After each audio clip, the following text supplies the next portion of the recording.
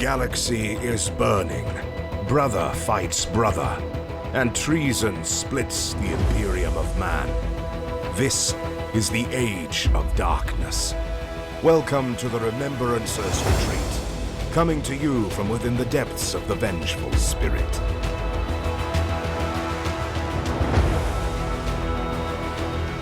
Hello and welcome to another episode of the Remembrancers Retreat, a Warhammer Horus Heresy podcast.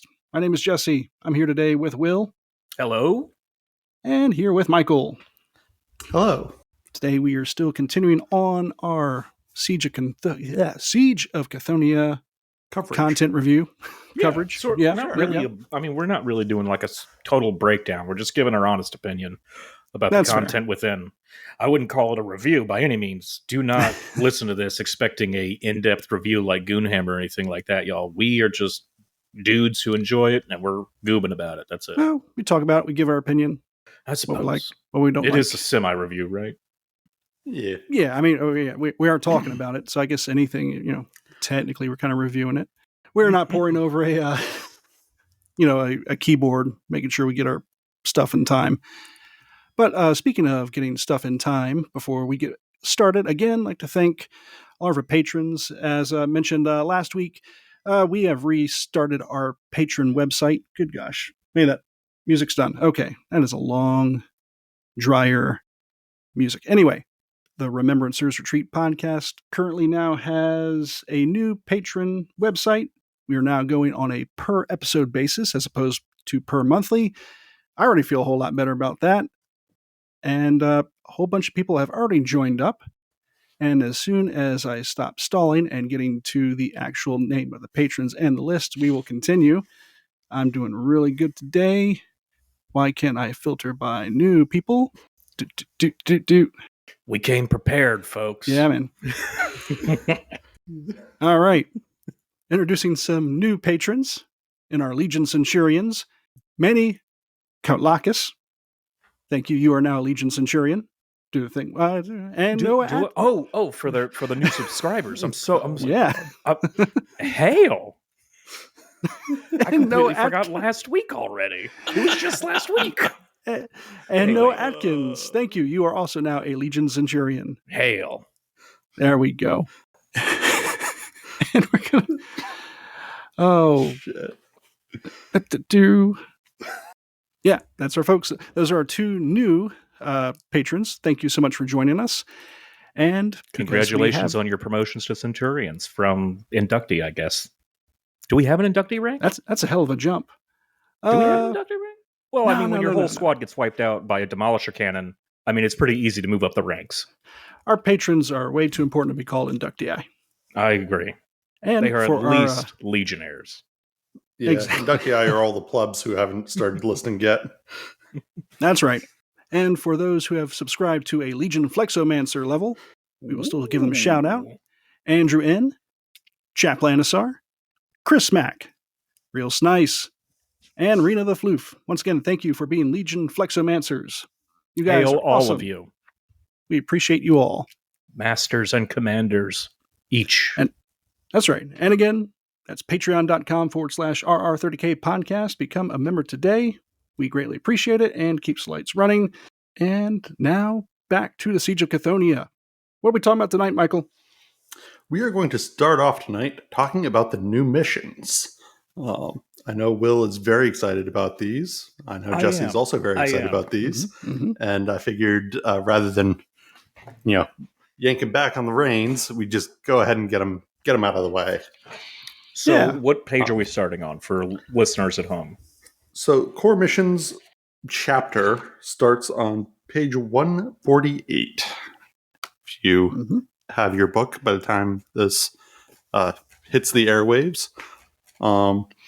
Just kind of brushing over things. A couple of important changes we're going to mention out front. First of all, we have a very explicit core mission sequence. Telling you what order you decide everything in, what order you do everything in. First, you select your armies, and they call it that includes warlord traits, psychic powers, all that. Then you select the mission, then you select the deployment map, place the terrain, declare any reserves, and go into deployment and playing the mission. Interesting. Placing terrain comes after selecting mission. Yes. Mm-hmm. And deployment map. Very interesting. Yep. And Yeah. Also, I want to make a note. This says select core mission. Mm-hmm. Does that imply that these replace the other book or the other ones? I don't know that these replace them. GW is certainly not going to come to your house and take your minis back if you play the old missions. I think this is they have the basic missions in the core rulebook, and that's generally how you play the game. Mm-hmm. And then these core missions are, it seems like a tighter system for playing it. So they do call it out specifically in the on the title page under core missions on 147. The core missions are intended to be used as both part of a linked set of campaign games using the campaign rules and as the standard matched play experience. Wow. These missions are balanced for both competitive and casual play alike and allow players to make the full use of tactical options presented in Warhammer, the Horus Heresy rules. So I feel like the ones in the core rulebook are kind of like ones to get used to learn how to play. I always skip that page thinking that it's just fluff text, man. That is such a key point right there. Wow. Yeah, or just, or they're now kind of like the casual game rule missions. Mm-hmm. I like casual. Casual sounds right. Because I feel like it's weird to just delete them. Yeah, they're not just deleted. And I don't want to say that these are the way the competitive missions either, because Horus Heresy gamers overall are not super interested in competitive play, and these missions are more than competitive. But yeah. I will say I've glanced through them a little bit. I haven't gone super deep into each one of these yet. However, from what I can tell, like these definitely are more enhanced. There's more tactical decisions you have to make using these rules, which I feel is something that the Horus Heresy players actually do enjoy. Oh, absolutely. I've never heard somebody who wants a one-page rule system, because if they do, they would just go play a one-page rule system. Yeah, people come here for this stuff. We like these narrative battles that are like Istvan 5 bloodbaths, right? Mm-hmm.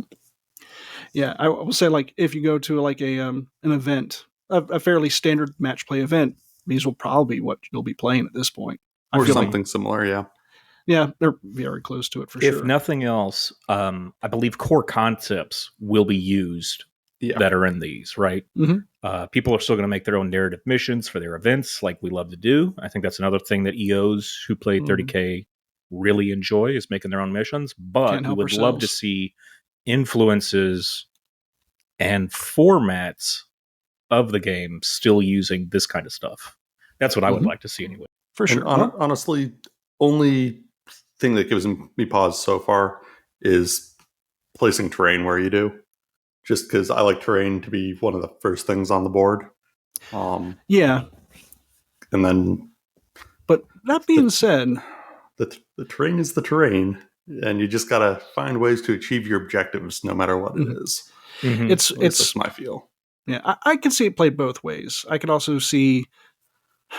I personally wouldn't mind. We'll talk about it, because we haven't actually talked about how terrain now works in this particular thing. Yeah. But as far as the core missions for selecting armies, it looks like the Crusade Force chart is still the same. Selecting armies, you're doing the same thing. Then we've got you've got a D6 table for rolling up your mission. Though notably, 5 missions. There are only 5 missions. Crucible of War, kind of the most basic mission, is both 1 and 2 on the D6 table. Mm-hmm. Similarly, under deployment map, there are now only 3: Hammer and Anvil, Dawn of War, and Search and Destroy. Hammer and Anvil is 1 to 6, 1 to 2 on your D6.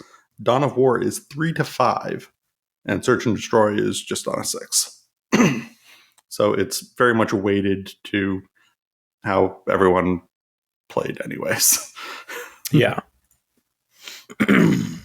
Yeah. And Which, because how many times would you get Yeah, how many times would you get ambush and you'd be like, can we just mulligan this and re-roll it? Like, nobody wants to play ambush. Did you? Yeah, I didn't mind it. He had a Hammerfall Strike Force. He didn't care what the map looked like. Of course. He doesn't even play the map. He just plays in people's deployment zone. That's it. He doesn't need the map. He just needs person's deployment zone. That's it. He just needs a table. I like narrative games, and sometimes you're surrounded and just got to try and do your best.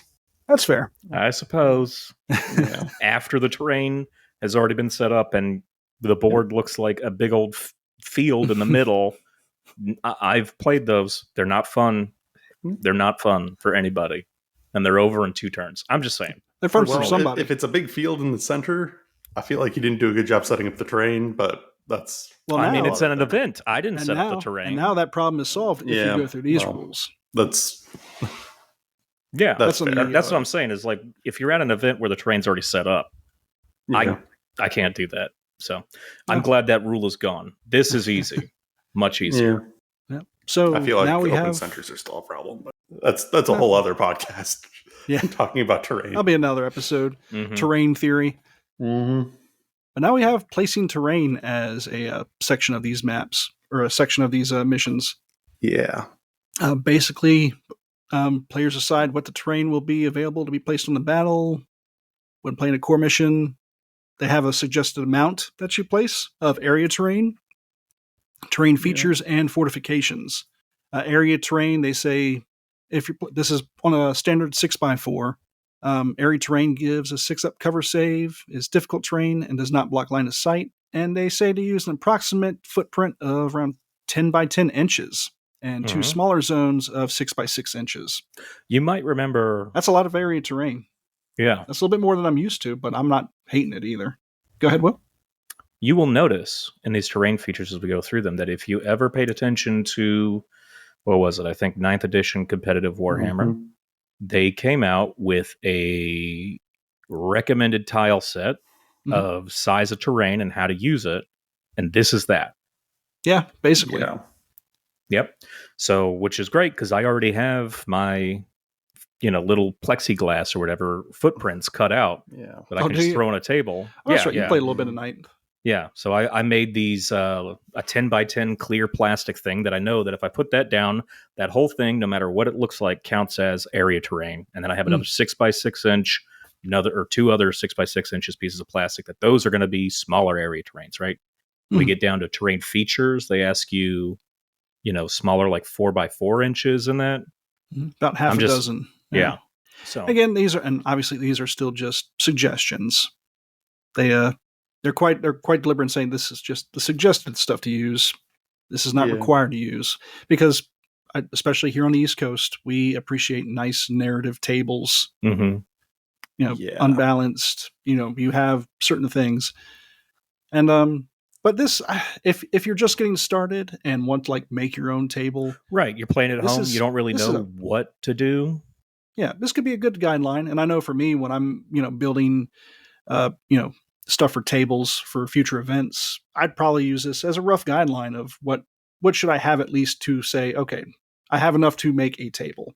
You're right. Granted, yeah, that's great, right? So you can know kind of when your benchmark is, when you're quote done, right? Yeah, because I'm always afraid that I won't have enough terrain on a piece of table. But if I can follow these guidelines roughly, I can feel comfortable saying, okay, if things got down to the wire and I don't have a lot of time to finish this, at least I have this. I can still feel like, I covered it up. Yeah, agreed. Yeah, and then finally they have fortifications, which are not placed, but unless the mission specifically calls for such a piece, and these are selected as part of players' armies. Fortifications. Yep. Yeah. And then players roll off, and then they go back and forth, taking a piece. Do we? I thought we declare. What is this? Declare mission reserves. Is that new? This is. I'm not. I'm still in terrain. Oh, Jesus. Once we have figured out what terrain we're going to use and have it as a terrain sidebar, we roll off and then take turns taking a piece of terrain and placing it on the field. Oh, yeah. Okay. I like that. I like that a lot. I don't at all, but I think you and I have run into our very different ideas of terrain before. Mm-hmm. Yeah. Fair. I like terrain to be telling its own story. If it's a city block, it's a city block. Maybe there's a metro station, but it's a city. No, because we play. We play as friends. We're very casual. We usually do pretty well as far as like building our own like table of how we want to tell a story. If you're like at an event or something, like you've never met a person before, I feel like this is still a decent guideline of, if you haven't known, or, not saying problem for player, the pickup games, this is definitely the way to go. Yeah. Because you don't have time to sit there for 45 minutes to build a nice table. If it's a pickup game or an event, clock's already ticking. Event, most of the time, table's already set up. Pickup games, though, you maybe have like 3 hours. Get this done quick. This is just get it on the table, take turns, done. None of the. I mean, you could take the time to set up a nice narrative table, but that usually takes a little longer. Yeah, for an event, usually set up. Also, I personally probably won't use a lot of this ever, but it's nice to have some guidelines because before it was like put the terrain on the table. Right. Here's what I would like to see from a technical writer standpoint. I appreciate this. Here is what I would like to see also. Is at events, rather than building these nice elaborate tables that you have in your mind already envisioned, creating tables, putting terrain on the tables, just putting it off to the side, and then every time a new team comes up, they perform this action. So every map or every table will always be different for every player. So even if you get stuck at the same table twice in a row, which sometimes happen, you're at least not playing on the exact same terrain configuration. No. So my experience with every game I've played where the players place the terrain, it ends up looking really stupid. I mean, it's a game, so you're going to have to take... Well, I see what you're saying. Here's some other things. I've also played games with super narrative tables where armies can't even get to each other to fight because there's trees and roads in the middle and it's impassable terrain. So, I mean, I've done the same thing. There's sometimes where you do narrative games where they just doesn't work either. There's an art to it, and a lot of it is collaboration with your opponent. From a player standpoint to an event organizer standpoint, there's different ways you have to look at that table, and there's a lot of factors you have to put in: the amount of time it takes to place this stuff, the quantity of terrain pieces you have, availability. That's a big thing. Yeah. There's things to think about, but again, this is giving you an option to use. Granted, this in this particular match play, it doesn't really say it's an option. It's kind of like this is what you do, but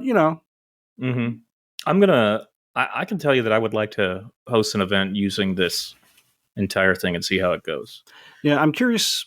I would be curious to see how it plays out as far as like when thinking of like how quickly terrain can be placed as well. Sure, because this is now adding more time to an event. Right. It is like the both players are deploying a third army.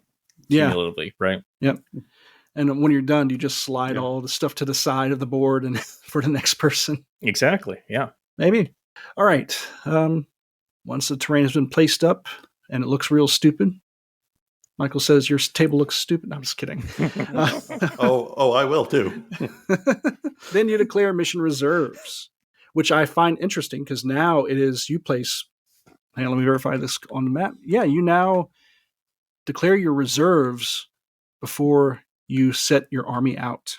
You're no longer saying, I'm going to put this, and this, and you know what? I'm going to pull this and back. No, you have to declare what you are putting in reserve before you even decide. Put models on the table.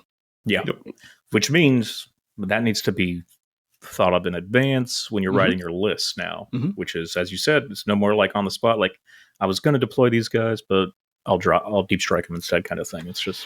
Yeah, I mean, you can think a little bit in advance because you'll both see which armies your opponent has. Yeah. You'll see each other's armies. You just won't be able to decide based on how your opponent is deploying. Exactly. Yeah, that's a big one, right? Yep. If you would go second, sometimes you'd be like, you know what? You have all this. I guess I'll not deploy and put some dudes in reserve to save them. Yeah, that's right. Point. Yeah. And so if they're using the different reserve rules, they'll declare it then. Note that all players must deploy at least one unit onto the battlefield at the start of play, unless another special rule states otherwise. I have not looked since I saw that, but do the rights of war that let you null deploy actually say that you can? Or where does it? What? I'm trying to find that line that says. So there's Angel's Wrath. Page 153, the second paragraph. Okay. That's what I was looking at. Note that all players must deploy with at least one unit onto the battlefield unless a special rule states otherwise. Yeah. For like a Angel's Wrath, Right of War, it mentions all models with both the infantry unit type and a jump pack of any kind and attachment using this Right of War must begin the battle in reserves, but may be assigned to Deep Strike Assault as normal. Right. Then yes, I would. That's definitely saying you can. Yeah. If you're saying you must, then yes, that's a special rule that states otherwise. The thing is, you could build your army so that it's not all models with the. I understand that, but if you did, you could. If you did build all your models as infantry with jump packs, you could you not? Well, that kind of counteracts what this is saying. For the reserve rule in Siege of Cthonia, it says you must have a unit out in the field unless another rule states otherwise. Yeah, but that rule does not say that you can not have. You can get away reread the Right of War.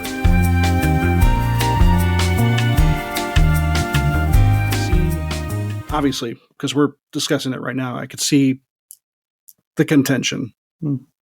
I could see it both ways. I'm leaning, after looking at myself, I'm leaning more, and I guess because I'm also a little bit more liberal in how I interpret rules sometimes, I could see Will's explanation working and being a solid defense on allowing you to bring those type of rights of war. Okay. But the Redditors, they're gonna bitch whichever way you say anyway. Could it be spelled out a lot simpler? Yeah. Probably. For sure. Yeah. But that would be my take on what that says. Anyways, that was way too much time on that shit. Yeah, it really was. Sorry about that. But no, I think Mike brings up a good point. It is going to be a point of contention, so it does need to be brought up at some point, and people need to be made aware of it. So thank you, Mike, for pointing that out. I do appreciate that. We did it, boys. We did it. We worked through it. We solved it all. Did we? I don't know. We at least pointed it out. GoblinsHut.com is the distributor for the Dirty Down paint line and other hobby products in North America. Dirty Down liquid effects and aging sprays have been used by prop masters in TV and film for over 30 years to create incredible realistic-looking effects in a fast, reliable way. They can be spotted in some of your favorite media such as Star Wars, Game of Thrones, and Alien, just to name a few. That precision has now been brought to the miniature realm and is taking the hobby by storm. In the Dirty Down line, you'll find rust, moss, and verdigris effects unlike anything else on the market. With a vigorous shake and a mix of a bottle, a single wash creates the combined effects of multiple other paints and even provides a subtle texture. Dirty Down's entire line is also water-soluble, so you can achieve a wide variety of effects, entirely reworking, removing, or layering to your heart's content to achieve the perfect weathered look. With this capability, the line is perfect for speed painting while also having the depth for use for competition pieces. If you'd like to buy Dirty Down at a shop near you, ask your friendly local game store to go to GoblinsHut.com for information on stocking it. You can also purchase it direct as well. Also, all listeners of the Remembrancers Retreat can get a 5% discount on your online order with the promo code RR30K. And patrons of the Remembrancers Retreat get 15% off their orders. Once again, that's GoblinsHut.com, home of the Dirty Down liquid effects. All right, I'm ready to roll dice. Where are we going with this? We've done reserves. Yeah, where are we? Looks like play core then you play the mission. Right? Mm-hmm. There are two big changes in the missions that I want to bring up right off the bat. Mm-hmm. First of all, 5-mission game or 5-turn games, they're gone. Get rid of them. Mm-hmm. Everything's 4 turns now. At least just like CM, right? Missions. 4 turns max. Yep, 4 turns. I remember. I guess when this new edition came out, and Game Day when this Game Day edition, or when this edition came out, and Game Day at Warhammer World, they had their own little mini exhibition. All the basic missions were just 4 turns. And I haven't actually checked that, but I believe that's what we're looking at now is those missions.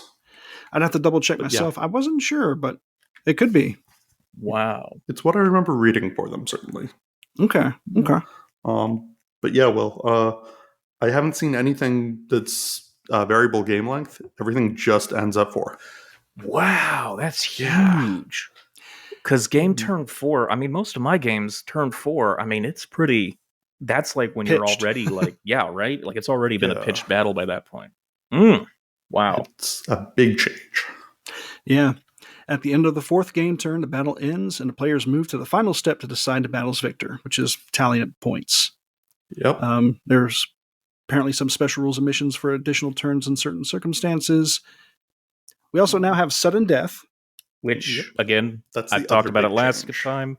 I love it. Love sudden death.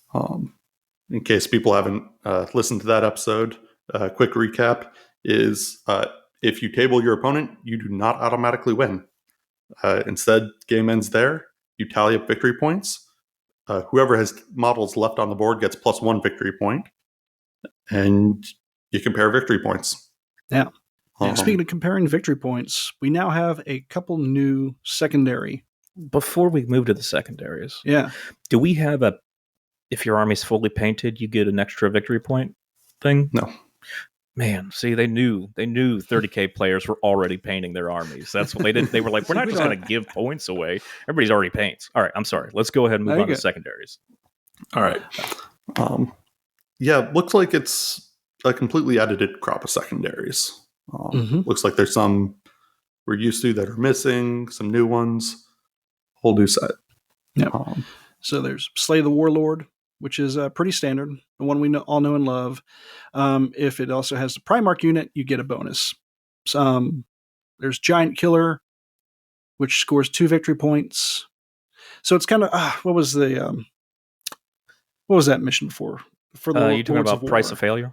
Yeah, they've kind of but they've removed the Primarchs from that, right? Well, I mean, Price of Failure is kind of baked into Slay the Warlord now because you get a bonus point. They distributed Primarch, it, yeah. And Giant Killer gives you 2 points for killing super heavies, knights, titans, or lumbering subtype units. Yep. Who lumbers? You do only get to score that once, no matter how many. Okay. You kill. Right. Okay. Yeah. You're fighting a whole knight army. You're still only getting the 2. Yeah. Right? Gotcha. I'm forgetting what lumbering is. It sounds like a mechanical thing. Okay, gotcha. Oh, dang, yeah. Sick. Yeah, they're just like the B-52s, yeah. Yeah. Mm-hmm. So last... anyways? I don't know. I'm not sure what in 2 has it, but that's what it... Yeah. Last Man Standing has gotten a little more interesting. If you have more units that are not falling back, you gain a victory point. If you have double the amount of units than your opponent, you get an additional victory point. Ooh. Up to 2. Yep. So, hey, if you do table your opponent, you're getting the +1 and probably this as well. Assuming that's in play. Right. Which, for the core missions, they will be.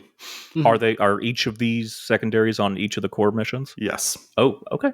Cool. It calls out that in any core mission, the following secondary objectives will always be in play. Oh, it's right there at the top. Should have read. Mm-hmm. Okay. And there's Break Their Ranks. This is kind of a weird one.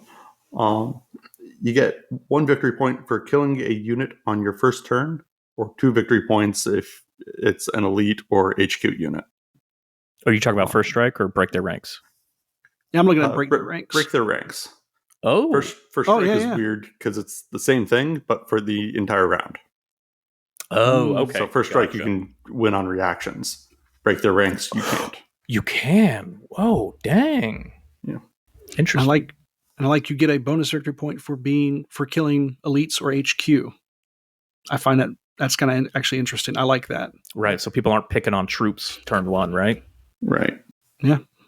Yeah, that is about, so because from what I've seen, there's a lot more emphasis on line units, and this encourages you to not necessarily go for the line units first turn. Right. For a chance at some victory points. And the player with the most victory points at the end of the game is the victor. It's a draw. About that? About that? That's what the rule. That's what the rule says. So here are the core missions. As we mentioned before, Crucible of War, very straightforward. You're putting down 3 objective markers, score 1 victory point for each one you control at the end of your turn. And the scoring each turn thing is going to be a consistent element. You're going to want to bring your line because you're scoring as you go. Progressive scoring. Second up, we have Heart of Battle, which just has one objective marker. However, it's worth 3 victory points. Sudden Strike is 6 objective markers. However, this is a little different in that you can't score any objectives turn 1. Turn 2, you can only score 1 objective. Turns 3 and 4, you can score 2 objectives. However, when you score an objective, you remove the objective. Oh, wow. So you claim it forever then, huh? Mm-hmm. Okay. That's cool. Claim it forever, but you don't keep getting points off of it. Interesting. Well, this really encourages those fast guys, those fast armies that can get places. White Scars rejoice. Yeah. Time to bring out the assault boys. Come on. Need my assault mark 6. Let's go. Speaking of assaults, Take and Hold is our next scenario. With this one, you have 2 objectives, 1 in each player's deployment zone. You score 1 victory point for controlling 1 objective, or 3 if you control 2 objectives. Ooh. This is like a pseudo capture the flag? Yeah. I guess, right? King of the Hill, maybe? Nice. Kind of. You're getting some little bonuses there. Yeah. Got to defend your objective while grabbing the other one. This could potentially, I mean, this is a kind of game or mission where it might come down to secondaries, right? Probably. Yeah. Oh, yeah. Depending on how aggressive you play, for sure. Yeah. Then Strike and Fade. Players must capture an Fade. objective marker that shifts each turn in order to accumulate victory points. Yep. Wow. It starts in the center of the table, and then you scatter it. 1d6 plus 6 inches. Oh, man, you're just chasing this thing down. And then each turn it's scored, it gets scattered another d6 plus 6 inches. Oh, so it only moves when it's scored. Okay. That's at least cool. I believe so, unless my notes are wrong again. That's before any models deployed. No, you're right. As soon as a player scores victory points for the objective, it's immediately scattered d6 plus 6. Yep. Very cool. Yep. At least so it's not like, okay, let me please try to run this direction only for it to jump another 12 inches further from you. Right. Mm-hmm. And if you do a direct hit, you have to keep re-rolling until you actually get a direction. It will never stay in its spot. Yep. And it will just stop at the edge of the battlefield if it starts to go over. Okay. Those are very interesting. Again, core. So we're talking every one of these has objectives, and line is critical to scoring these objectives. Everyone has objectives. Everyone is progressive scoring. Now, also, that being said, if you are extremely aggressive and feel very cocky, you could just gun for secondaries the entire time. And you could potentially have a good chance if you're really focused on secondaries as well. Yep. But you've got to keep your opponent off of the primary objective. It's more of a risk than it was, though. For sure.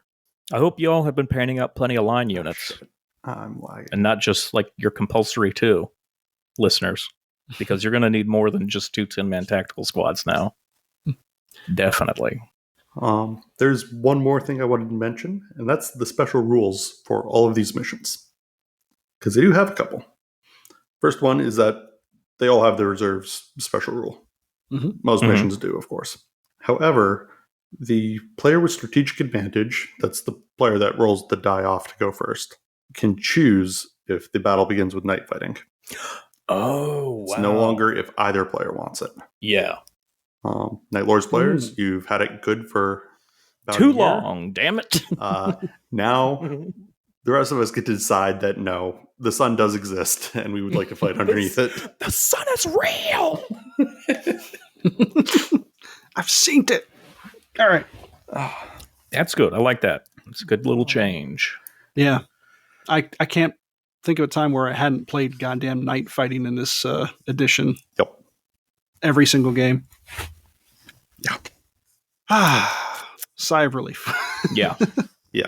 And it looks like I'm sorry, go ahead. A good change, I think. Oh, yeah. And it looks like we also have Apex missions for these as well? Is that right? Yep.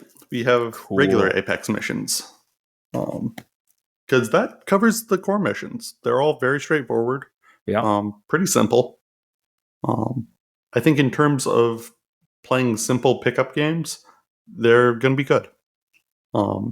That being said, for more narrative games, I think you're going to want to look at some of these other missions. The Apex missions? Yeah. Awesome. Apex missions, or taking some of the Apex mission ideas to make your own. Yeah. Because I'm going to be honest, these Apex missions are some of the most complicated missions I have seen in 30K. Really? Yes. They're going to take some going through. There are 2 of them. First one is Pyre of Ambition. Oh, I'm sorry. Just real quick, I do want to note that the sequence is a little different, right? Because this, you select mission first, and then you select your armies. Yes. So you're both, that's good, because it's going to come in. And I'm sorry, continue. It's going to come in because you're going to want to build for the mission a bit more for these. So Pyre of Ambition, the theme is kind of, you have scattered defenders in the middle who are trying to survive while existing in a minefield with just the wreckage of their downed transports to protect them. Meanwhile, the attackers are trying to kill them. A real Black Hawk Down situation. Yeah. Basically. I read the fluff that kind of inspired this mission last night, and it's pretty intense. The Sons of Horus basically go, hey, that looks like the perfect spot to launch a drop pod assault and land a bunch of dudes. And the Imperial Fists are like, doesn't it look like the perfect place to launch a drop pod assault?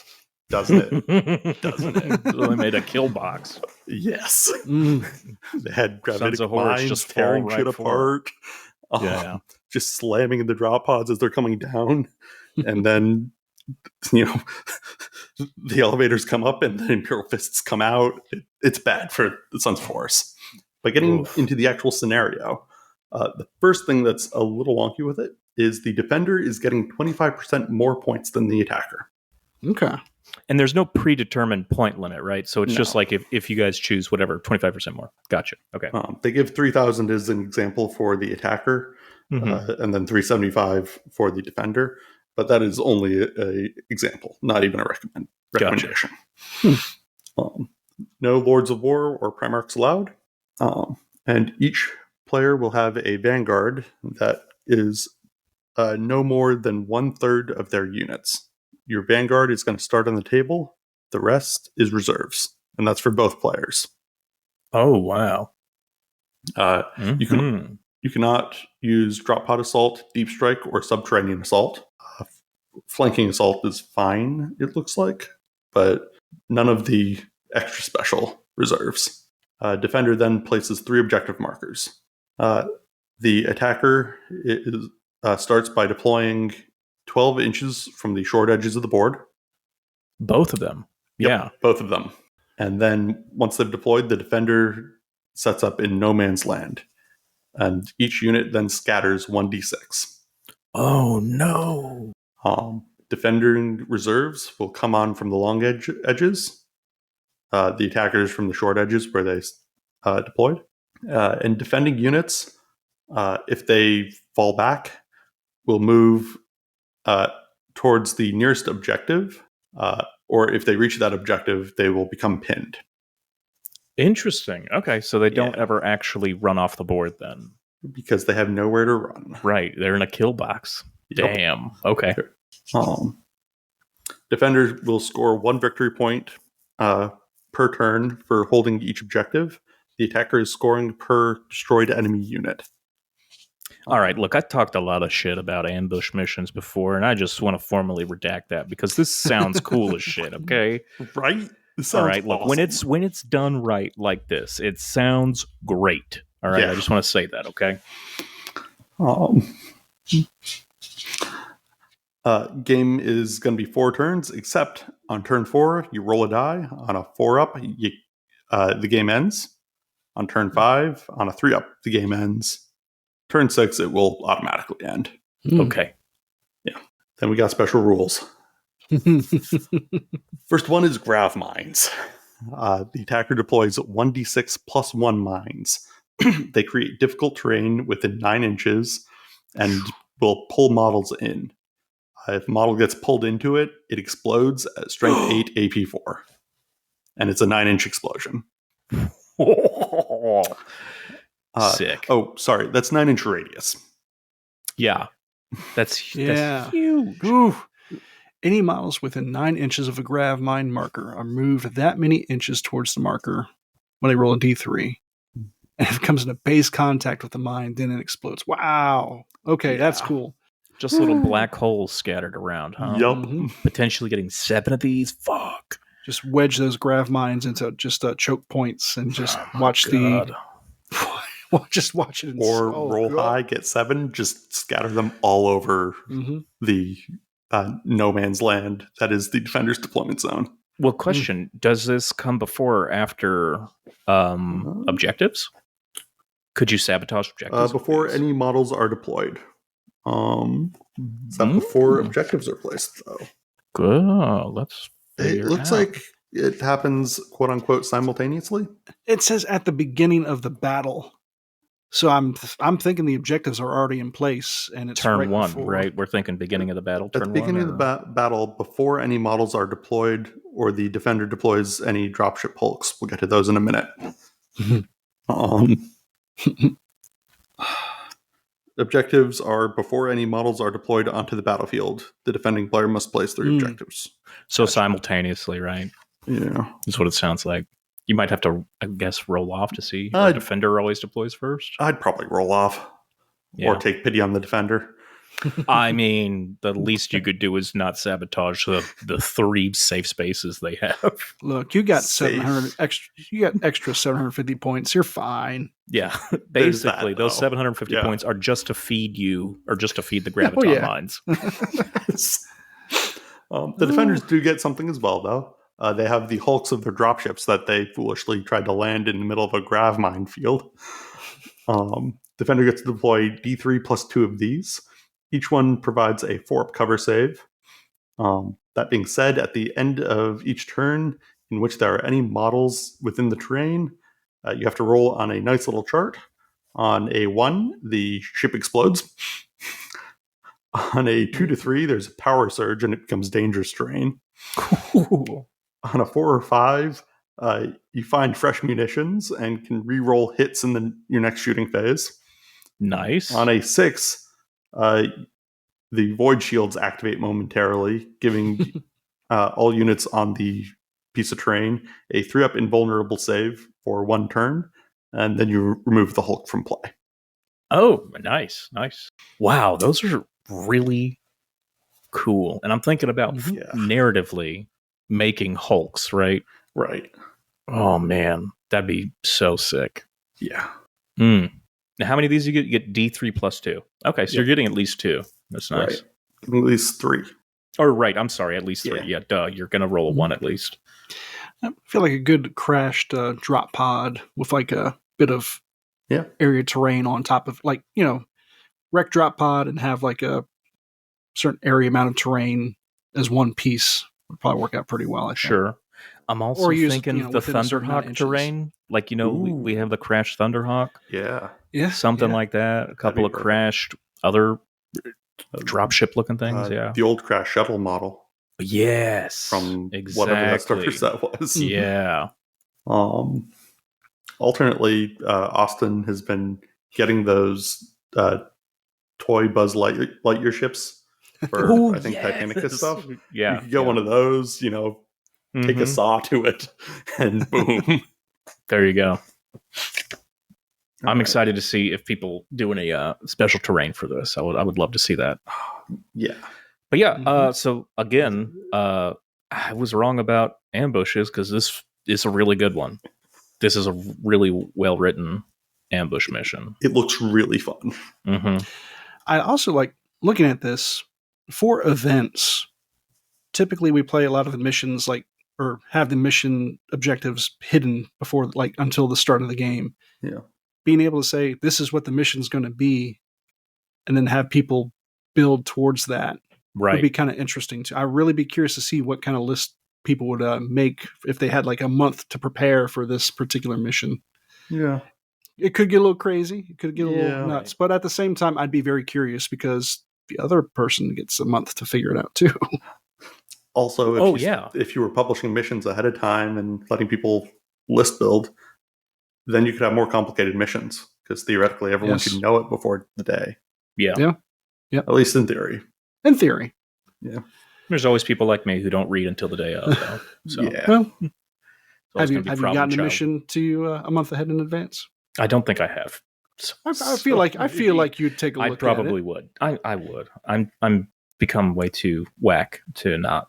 All right. So that is Pyre of Ambition, which, by the way, the full text of the mission is across 4 pages. That is a very in-depth mission, as you said. These are in-depth. I love it. It's so cool. Second one, Ashes of Victory. I almost like more. Yeah. If I'm remembering correctly, what it is. Defending player must weather the enemy's assault and await the arrival of their own reinforcements, while attacking players must seek and make the most of a temporary advantage to reduce their opponent's forces before they find the table. The turns have tabled. Interesting. This is kind of a similar theme to the previous one, though less a botched landing attempt and more a standard attempt to extract. And 4,000 goddamn points recommended aside. 4,000 points. Christ almighty. Yup. Start painting some inducti because you need more dudes for this one. That or get a Titan. Yeah. Yeah. The Defender deployment zone is in the center of the board, 12 inches from all board edges. Defender deploys with no more than half of their army in that deployment zone. Everything else, including the entirety of the attacker's army, is in reserve. There's no special reserves. And when entering from reserves, units can enter from anywhere along the board edge that is at least 12 inches from enemy models. And that's both players? Both players. Oh my god. That is nuts. This mission gives me vibes of the last mission from Halo Reach. I don't know if you guys played that one, but this is after everything's gone down and you're now the last guy on the planet. You're just desperately running around as enemies come out of everywhere, and you're just trying to survive. Right. 6's last stand. Yup. Rip. What is the objective of that mission again? Survive? Yeah. I think so. That's all it says. Mission objective, survive. Yeah. Dang. Okay. That's going to be wild. Looking at Ashes of Victory, when units fall back, they will fall back towards the nearest board edge. And the objectives here are there's one objective marker in the center that is worth 3 victory points per turn. And you score 1 victory point per unit destroyed. No secondary objectives are used in the mission, but any special rules or warlord traits that get you victory points may be used. Does that center one start scoring turn 1? Looks like it. I believe so. Okay. Yep. And then you have a 50-50 shot of it ending on turn 4. And just like the other one, on a 3-up on turn 5, it ends, and then turn 6 auto end. Yeah. Now, the idea of just so far, stuff just coming it sounds in left like and right. the defenders So far, it sounds like the defender's going to have the upper hand. We have 2 special rules here that will ensure that is not the case. First of all, Sunken Bastions. The attacker places D3+2 small blast markers on the table. Attacking reserves can move out of these bunkers as if they were the table edge. The defenders can try and shoot the bunkers to blow them up, but until then, the attackers are coming out from on the table as long as the edges of the table, getting to the defenders faster. Additionally, the defenders suffer from the rewards of valor. The defender may only bring in reserves by spending 1 victory point per unit. 2 victory points per Primarch, super heavy, or heavy support. No, this is cool. This is cool as fuck. The defender is going to be drowning in victory points. But how many victory points can you hold on to and also be on the table? Dang, dude. That is a really slick mechanic. Yes. Damn. Okay. I thought Sunken Bastions was cool, but that one. Yeah. Because immediately I was like, well, they're starting off strong with 3 VP where the attacker doesn't even have any models on the table. There's a reason for that. Yikes. And who is it you can deploy again? You can only deploy what? What did we say? No more than half? Yep. Yeah. Defenders can only deploy half their army. Okay. Wow. If defenders think they can win with half their army, they will start with a huge victory point advantage. Yeah. Mm-hmm. But that's interesting because as things deteriorate and you start to realize, I'm not able to do this, I'm going to have to start spending victory points to bring dudes in. But also the defenders bringing in their reinforcements from the board edges. Exactly. So by the time you realize Blasting that, it those might be bunkers too late to get them to that mission, to that objective, rather. Oh, yeah, man, there's right. nothing for reserves. You're still rolling for reserves, correct? Yep. Correct. Okay, so. Whew. Oh wait, so you could spend points and then they not even come in? No. I was thinking for the attacking side. For the defender, you do spend victory points and then you bring a unit into play from reserves. Yeah. There's no roll for okay, that. gotcha. I'm just thinking of it could go real good or real bad for you. If the attacker has a hard time getting units in, you can consolidate your forces and just mow them down as they pop up. But if they manage to break through, and that's 4,000 points of units, by the way, that they could potentially just bring in from reserves. It is going to be one hell. Oh shit! You're right. They could just roll for everybody at once. Mm-hmm. There's nothing saying they can't, right? Yeah, Correct. no, they can roll for every single unit they have in the Christ army. Almighty! That is so nuts. Ooh, boy. That one looks fun. That's another one I want to try. Mm-hmm. The Sunken Bastions. You guys thinking of any ideas for those, as far as modeling wise? Or because I really don't want to just put a small blast down and be like, oh, just pretend there's a bunker there. Yeah, I'm trying to think of like a little manhole or a pillbox looking thing. Yeah, like some of the older Wall of Martyrs bunkers. Possibly, yeah. Or Necromunda had like little manholes. Yeah. I feel like there's a little small for me. Well, personally. you could want to base mount them on a hill. You could, fair. You could also base them on a 60 millimeter, Yeah. right? Do that. Base them the appropriate size. Other thought I had is our local game store has a piece of terrain that's slightly larger than a small blast, but it's for historical gaming, I think, and it's a metro station stop. The covering you'd go down. Yeah. Dang, okay. That's another a small covered building like that. Yep. And you mentioned that it can be blown up. It's 3 hull points at AV-13, and a penetrating hit will always explode it.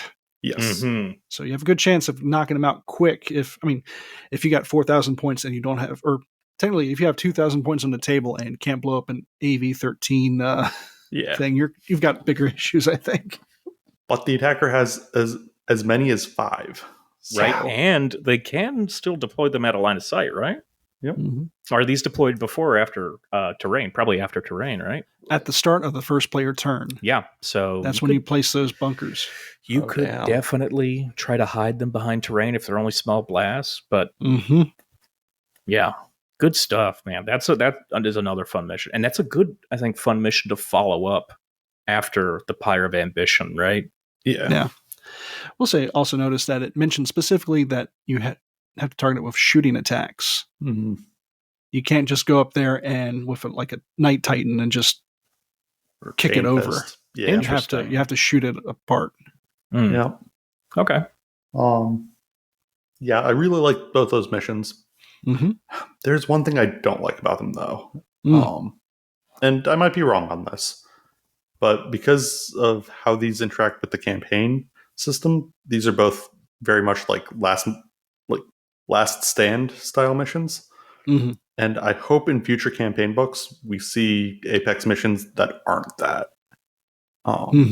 Just because I really like the Apex missions, and I want to see more variety in them. Yeah, more like a real pitched battle type of situation. Yeah. I mean, ostensibly, you could take this one and have like an equal amount of units on the field at the start, and then allow, both sides can try to roll in from reserves from all different sides. Potentially. Possibly, yeah. But there might be something there. Yeah. But definitely some neat ideas to take into your your own custom mission. So for sure. Mm-hmm. I saw the Rewards of Valor rule where you're spending VP for reinforcements. It was like, what if we combine that with the Zone Mortalis reinforcement points? Mm-hmm. Rather than automatically getting your reinforcement points, you have to earn them through objectives. Wow. That sounds good as shit. That sounds good, man. About to turn on you, you can burn some victory points to get some extra reinforcement points. Ooh, even better. Yes. Addition. Oh my god, dude. Yeah. Yeah. Particularly if you're much better plan. Big Zone Mortalis game. 2,500 points. Yeah. It's going to be hard to bring everybody in when you're only getting 2 at a time. But if you could spend your victory points, might make it a little easier. Particularly if the same missions have a lot of ways of getting victory points. If you have the potential of earning like 20 victory points in a game, you start spending them on reinforcement points. Yeah, that's not a bad idea. But that about covers the new quote-unquote frontline missions in Siege of Cthonia. Yeah, well, those overall, are really cool. I think there's some great stuff. They definitely need to clarify the must deploy a unit on the battlefield thing and explicitly state that if Rights of War allow it or not. Yeah. But I think aside from that, everything is fantastic. Yeah, I'm excited to play these missions. Very much so. Yeah. And these Apex missions look fun as hell. Yes. I definitely got to get to these. I know I said that too about like the old black books. I don't know, man. I'm just in a different place in my life where these feel like the kind of missions I want to play. Mm-hmm. I can see that. I really like a lot of the Black Book missions, but most of them are so specific that they just aren't going to work unless you're doing the exact thing that they're recreating. Which, as a pseudo historical game, it has its time and place, but at the same time, it's like the Black Books in general, when you would buy them and only have like a legion or two that could really make use out of it, and then 1 or 2 rules that most people can use. We'll say for the Siege of Cthonia, I'm really pleased at how much any legion can get out of this. Yeah. Of like the Inducti, the new rules, the Zone Mortalis, may not necessarily like legion specifically. You got the Inducti, but just having a good set of rules that everybody can use. Yeah, I know. I completely get what you're saying. It's not like a book that is specifically only for Fist and Sons of Horus players. Everybody's benefiting from this. This isn't like the Black Books where it's like, oh, well, you only want to buy book 6 if you run this army, or you only want to buy book 5 if you really want, Black Shields or something. Yeah, I feel like this is a book, or at least from what we've covered so far, this is something that everybody should definitely be getting into. The rules themselves very valuable. I will definitely be playing these in the future. Yeah, as my standard pickups. I'd like to try these out for sure. All right, and with that, we're going to call it a night. Once again, thanks for listening to our podcast, The Remembrancers Retreat. If you enjoy this program, be sure to follow us on Facebook and Instagram at RR30K Podcast. You can follow us on Patreon and get these episodes a week early at patreon.com/RR30K Podcast. Be sure to give us a rating on Apple, iTunes, whatever they call it these days, Spotify, whatever podcast software podcatcher you listen to. I'm a professional. And once again, my name's Jesse. There's Will. Oh, yeah. There's Michael. Bye. And I'm Michael. Yeah. Have a good night. Keep those dice rolling, and we'll see you next time. Good night, everybody.